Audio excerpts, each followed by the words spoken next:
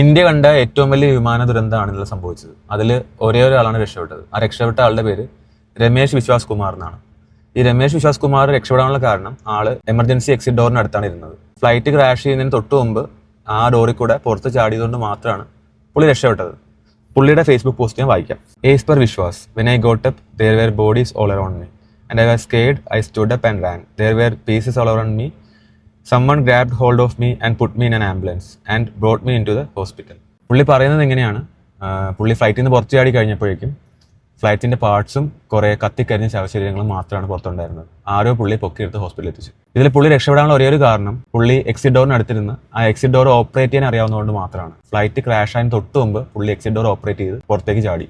നമുക്ക് പലപ്പോഴും നമ്മൾ ഫ്ലൈറ്റിലൊക്കെ യാത്ര ചെയ്യുമ്പോൾ എയർ ഹോസ്റ്റസ്മാർ നമുക്ക് ഇൻസ്ട്രക്ഷൻസ് തരും, എന്തെങ്കിലും എമർജൻസി സിറ്റുവേഷനിൽ എന്ത് ചെയ്യണം എന്നുള്ളത് പ്രോപ്പറായിട്ട് അവർ പഠിപ്പിച്ച് തരും. പക്ഷെ നമ്മൾ ആ സമയത്ത് മൊബൈൽ ഫോൺ നോക്കിക്കൊണ്ടിരിക്കും, നമ്മൾ സംസാരിച്ചുകൊണ്ടിരിക്കും, മൈൻഡ് ചെയ്യില്ല. നാളെ ഇതേപോലൊരു സാഹചര്യം നമുക്കും ഉണ്ടായേക്കാം. ഇനിയെങ്കിലും നമ്മൾ ഫ്ലൈറ്റിലേക്ക് യാത്ര ചെയ്യുമ്പോൾ പ്രോപ്പർ ആയിട്ടുള്ള ഇൻസ്ട്രക്ഷൻസ്, ഗൈഡ് ലൈൻസ് ഫോളോ ചെയ്യുക. അതുകൊണ്ട് നമ്മളും ഫ്ലൈറ്റിലേക്ക് യാത്ര ചെയ്യുന്നതാണ്, ഇതുപോലുള്ള സിറ്റുവേഷൻസ് ഒക്കെ നമുക്കും വന്നേക്കാം. അപ്പോൾ അതുകൊണ്ട് എപ്പോഴും ഫ്ലൈറ്റിലേക്ക് യാത്ര ചെയ്യുമ്പോൾ പ്രോപ്പർ ആയിട്ടുള്ള ഗൈഡ് ലൈൻസ് ഫോളോ ചെയ്യുക, ഇൻസ്ട്രക്ഷൻസ് ഫോളോ ചെയ്യുക, എല്ലാം പഠിച്ചിരിക്കുക. നമുക്കും നാളെ ഈ സിറ്റുവേഷൻ ഉണ്ടായി കഴിഞ്ഞാൽ രക്ഷപ്പെടണം എന്നുണ്ടെങ്കിൽ, ഇതൊന്നും അറിയാൻ പാടില്ലെങ്കിൽ നമ്മളും ആ കൂട്ടത്തിൽ പെട്ടുപോകും.